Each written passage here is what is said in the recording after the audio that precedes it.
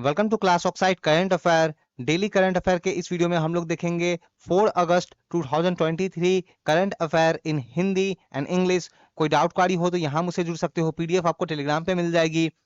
पहली current affair है, UNESCO ने अपने रिपोर्ट में कहा है कि जो वेनिस वेनिस एक बहुत ही टूरिस्ट डेस्टिनेशन है, इटली का एक बहुत ही फेमस शहर है पूरी दुनिया में।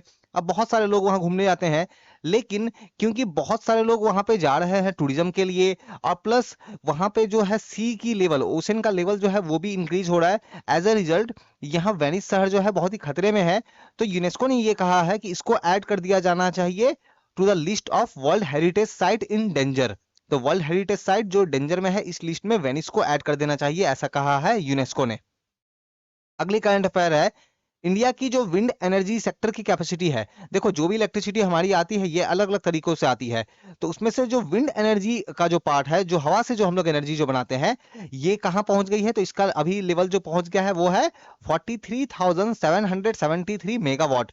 तो इतना सारा इलेक्ट्रिसिटी हम लोग बना रहे हैं, किस चीज से? तो विंड से। और ये 30 जून 2023 तक का डेटा है। वैसे टारगेट ये है कि 2029 से लेकर के 2030 तक इसकी जो कैपेसिटी जो है, इंडिया की विंड एनर्जी कैपेसिटी जो है, इसको बढ़ा करके लगभग आप बोल सकते हो कि 100 गीगावाट तक कर दिया जाए। 100 गीगावाट है ना, ये अप्रोक्स 100 है, तो 100 गीगावाट तक कर दिया जाए। तो ये नंबर याद रखो आप। अगली करंट अफेयर है, seventh hockey mains Asia championship trophy. तो ये जो इवेंट जो है ये कहाँ बिगन हुआ है? ये हुआ है चेन्नई में। तो ये चेन्नई में शुरू हो गया है। टोटल 6 टीमों ने पार्टिसिपेट किया है, India, Pakistan, South Korea, Japan, China, Malaysia. तो ये आपको याद रखना है। अगली करंट अफेयर है, डीजीसीए फुल फॉर्म याद रखो, directorate general of civil aviation. तो भारत में जो भी हवाई जहाज वगैरह उड़ते हैं, या फिर जो भी हेलीकॉप्टर वगैरह उड़ रहे हैं, ड्रोन उड़ रहे हैं, तो उनको लाइसेंस देना, उनको रेगुलेशन उनका करना, ये सारा जो है इनके ही जिम्मे होता है। तो ये जो डीजीसीए है, इन्होंने अप्रूव कर दिया है total 63 remote pilot training organisation. मतलब कि बेसिकली ये ट्रेनिंग ऑर्गेनाइजेशन है। टोटल 63 ट्रेनिंग ऑर्गेनाइजेशन को जो है अप्रूव कर दिया है कि वो क्या कर सकते हैं, तो वो ड्रोन को उड़ाने को लेकर के ट्रेनिंग जो है, ड्रोन से रिलेटेड ट्रेनिंग और स्किलिंग जो है वो प्रोवाइड कर सकते हैं। तो नंबर आप याद रखो, टोटल 63। अगली करंट अफेयर देखते हैं, हाल ही में ऑस्ट्रेलिया के समुद्र के तट पे, समुद्री तट पे एक ऑब्जेक्ट मिला था। ठीक है, एक ऑब्जेक्ट मिला था, तो जिसके बारे में जांच हुआ कि वो क्या है, नहीं है। फाइनली ऑस्ट्रेलिया की जो स्पेस एजेंसी है, उन्होंने कंफर्म कर दिया है कि ये जो ऑब्जेक्ट मिला है, ये जो ऑब्जेक्ट जो मिला है ये क्या है? तो जो इंडियन स्पेस रिसर्च ऑर्गेनाइजेशन का जो रॉकेट है, जो हाल ही में चंद्रयान 3 को जो लेकर के गया था, उसी का एक मलबा है। ठीक है, तो स्टार्टिंग में ये पता नहीं था, लोग अंदाजा लगा रहे थे कि मलबा होगा, लेकिन श्योर नहीं था। लेकिन अब ये श्योर कर दिया गया है कि वो हमारे चंद्रयान 3 का ही रॉकेट का निकला हुआ एक मलबा है। अगली करंट अफेयर देखते हैं, एक कमीशन बनाई गई थी, कमीशन का नाम है रोहिणी कमीशन। तो इन्होंने अपना रिपोर्ट सबमिट कर दिया है। ठीक है, अपना रिपोर्ट प्रेसिडेंट को इन्होंने सबमिट कर दिया गया है। और बेसिकली ये रिपोर्ट जो है किस बारे में था? तो जो ओबीसी जो क्लास जो होती है, हम लोग देखते हैं ना कि अदर बैकवर्ड क्लास जो होती है, तो इसको टोटल अलग अलग कैटेगरी में डिवाइड करने का, ओबीसी से को अलग अलग कैटेगरी में डिवाइड करने का, तो इससे रिलेटेड ये कमीशन था। तो जिन्होंने अपना रिपोर्ट जो है वो प्रेसिडेंट को सौंप दिया है। अब बस याद रखो कि रोहिणी कमीशन क्या से रिलेट करता है, तो सब कैटेगराइजेशन ऑफ ओबीसी। अगली करंट अफेयर देखते हैं, भारत डायनेमिक्स लिमिटेड। तो इन्होंने सौंप दिया है अपना पहला फर्स्ट रेडियो फ्रीक्वेंसी सीकर। ठीक है, तो रेडियो फ्रीक्वेंसी सीकर ये डिवाइस है कुछ, तो ये जो है ये भारत डायनेमिक्स लिमिटेड ने सौंप दिया है किस चीज को? तो ये जो रेडियो फ्रीक्वेंसी सीकर है, ये आकाश मिसाइल सिस्टम का है। तो इन्होंने ये दे दिया है किसको? डीआरडीओ को।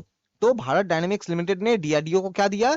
तो फर्स्ट रेडियो फ्रीक्वेंसी सीकर दिया है। ठीक है, और ये किस चीज का रेडियो फ्रीक्वेंसी सीकर है? तो आकाश मिसाइल डिफेंस सिस्टम का।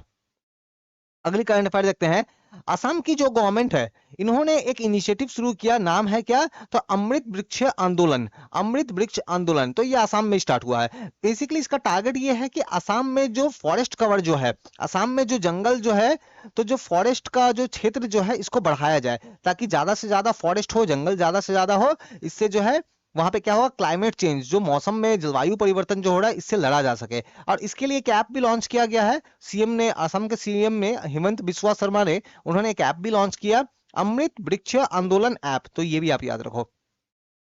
अगली करंट अफेयर देखते हैं, एक किताब लॉन्च हुई है, बुक लॉन्च हुई है, नाम है how prime minister decide. Okay, तो ये जो किताब जो है ये किताब लॉन्च किया गया है किनके द्वारा? तो एक बहुत ही फेमस पत्रकार है, ठीक है, नाम है उनका क्या, नीरजा चौधरी, तो उनके द्वारा याद रखना है, हाउ प्राइम मिनिस्टर डिसाइडेड, तो ये जो है नीरजा चौधरी के द्वारा जो है इसको लॉन्च किया गया। अगली करंट अफेयर हम लोग जो है देख लेते हैं। हमारे जो प्रेसिडेंट ऑफ इंडिया है, प्रेसिडेंट ऑफ इंडिया, इन्होंने इनॉग्रेट किया है national festival of India's tribal and folk people. तो भारत के जो ट्राइबल एंड फोक पीपल है उनका जो नेशनल फेस्टिवल है उस किस नाम से, तो उत्कर्ष नाम से ये फेस्टिवल को इनॉग्रेट किया प्रेसिडेंट ने, ठीक है। और इसके अलावा इंटरनेशनल लिटरेरी फेस्टिवल उन्मेष, ठीक है, तो इसको भी जो साहित्य से जुड़ा हुआ ये फेस्टिवल है, तो इसे भी इनॉग्रेट किया कहाँ पे, तो मध्य प्रदेश के भोपाल में, तो ये आपको याद रखना है। अगली करंट अफेयर देखते हैं।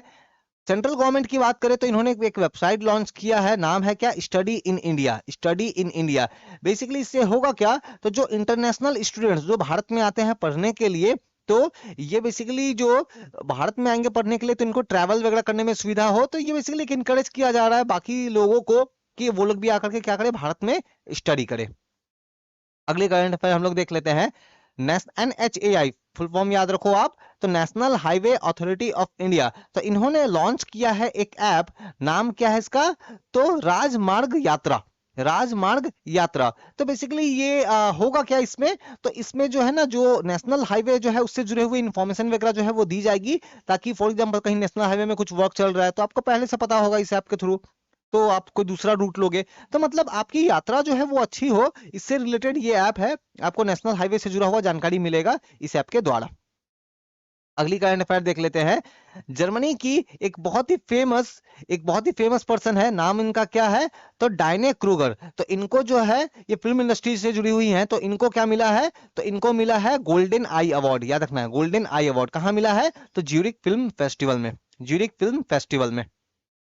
अगली करंट अफेयर देखते हैं। सेंट्रल गवर्नमेंट ने रेस्ट्रिक्ट कर दिया है import of laptop, PC and tablet. तो बस आपको ये याद रखना है कि सेंट्रल गवर्नमेंट ने हाल ही में लैपटॉप, पीसी एंड टैबलेट वगैरह जो है, जो विदेशों से जो हमारे कंट्री में आता था, इस पे रेस्ट्रिक्शंस लगा दी गई है, ताकि हमारे कंट्री के अंदर जो लैपटॉप कंप्यूटर मैन्युफैक्चरर्स वगैरह जो है उनको जो है एक तरह से सपोर्ट मिल सके, ताकि हमारे कंट्री की लोकल कंपनी जो है ये इस चीज को ज्यादा से ज्यादा प्रोड्यूस कर सके, या फिर बाहर की कंपनी जो है वो इंडिया में आकर के इसकी मैन्युफैक्चरिंग कर सके। तो इसको प्रमोशन करने के लिए ये गवर्नमेंट ने स्टेप लिया है। तो कोई डाउट क्वेरी है तो यहाँ आप मुझसे जुड़ जाओ। कुछ और हमारे चैनल है, class of study, class of PYQ, इनको जरूर चेक करो। Thank you.